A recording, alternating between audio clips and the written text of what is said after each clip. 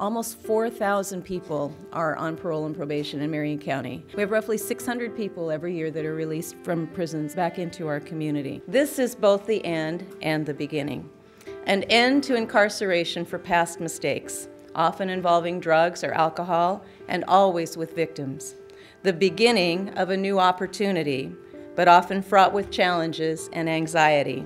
We have to have a strategy that actually captures both the work that the state does through various state agencies, but also at the local level with the private nonprofits that are involved in delivering these services, with the faith-based community and with the business community, to acknowledge this as a statewide and a community public safety issue. The theme this morning is giving chances to individuals who are returning back into society from incarceration. Individuals who need our help bridging the gap from a system of confinement to a system of a free society. Well, this is really a head and heart issue. You can care about it because it makes sense from a logical perspective. It saves the taxpayers money. You can also, from a heart perspective, know that if they become tax-paying citizens, if they become people who are giving back to the community, if they become good, solid parents and good spouses, this is going to help our community all the way around. Everyone's safer and our community is stronger. People get second chances. How many people here haven't had somebody come alongside of them and helped you? I know I have.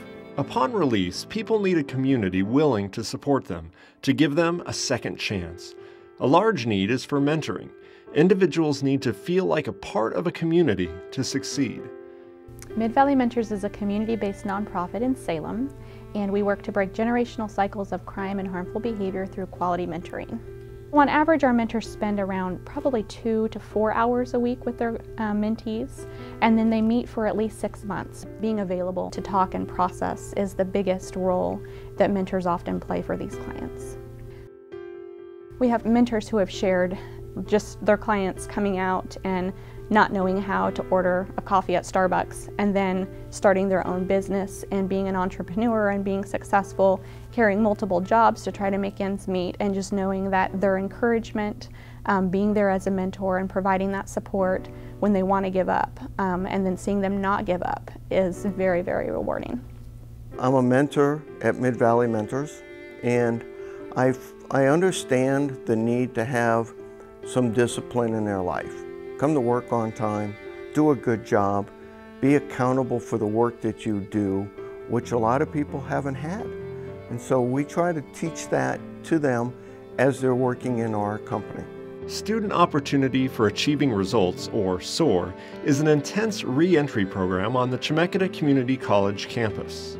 Chemeketa, as you know, is known for our quality education, workforce development, and training, and so we want to provide that assistance to people in our community to help lift them up who are re-entering from confinement. And so we think that this is a great partnership.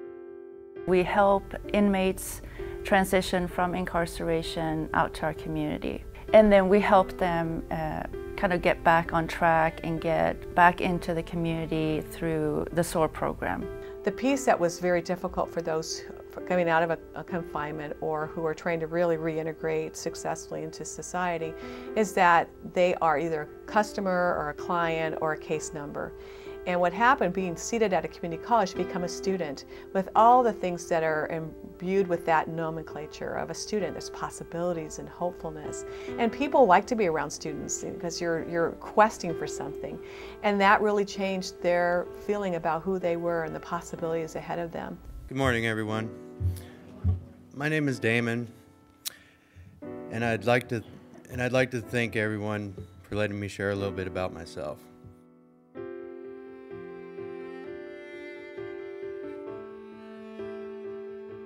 I was ready to make a change, but I wanted to change me, not someone else forcing that change on me.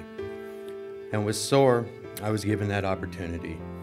I want them to be successful, and to me, it doesn't really matter what they did in the past. They've made some poor choices, obviously, that's why they're with me. But I want them to get the tools that they need in order to be successful. When I first met Anna Whitlock, she said I had the biggest case file she had ever seen.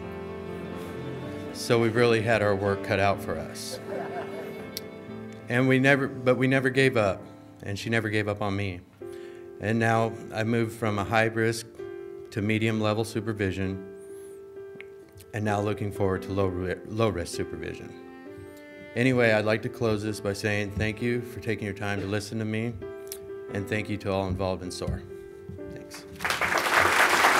There is hope, and they can turn their lives around, and I've seen that many times, and that's what's really encouraging, and I think that's the best reward that I can ever have. So, and it's a very exciting job.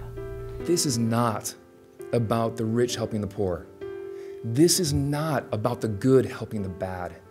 This is about people helping people. Those of us who are able, stepping up and being able to say, I'm willing. I am willing to offer kindness to somebody who truly, at this point in their life, needs it. I think there's one thing that's wrong with the community, and I'm talking to myself. This is what's wrong with Dick Withnell. The professionals should do it. The county commissioners should do it. The governor should do it. I think that's backwards. It's the community that needs to step forward and to come alongside of these people. And the community, if the community does that as a whole, then our whole community will benefit, and this will be the best place to live. So we have work to do to remove obstacles, to allow these people to come back and be productive citizens in our state and make a difference. And they will be the pebbles that will be used to change somebody else's life. These programs are working, people's lives are changing for the better, and our community is much safer and stronger as a result. What a great return on investment. I don't know of any other program that leverages the resources like this program does, whether it's community corrections, the education piece, the private piece, the federal, state, county, all the collaborative aspect of this is amazing. And frankly, in this budget-limited environment that, believe it or not, we are trying to live in these days, this is the future. The key to all of this, the key to every bit of it, lies in finding some basis for a person to assume a dignity that he thought he'd lost.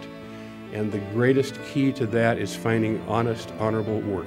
The fact that you've been able to do this in Marion County, I think, is just a testament to the energy that exists with the Marion County Reentry Initiative and how much progress we have made in this subject. Open your mind and your heart together. I'm not saying to become a bleeding heart, per se. I'm saying just open it and think about, what if a family member of yours made a mistake? Wrong place, wrong time. Accepted responsibility for that mistake, paid their assigned debt, and wants to get back into society and moving along with their life and forget that part of their life. What if that was somebody that you knew and loved? What would you do? Being a person of faith, I feel like we've all gotten a second chance. And because of that, not anybody can come perfect. We need to go out and multiply ourselves to make this reentry program successful. We're that good. Let's prove it. Let's prove it.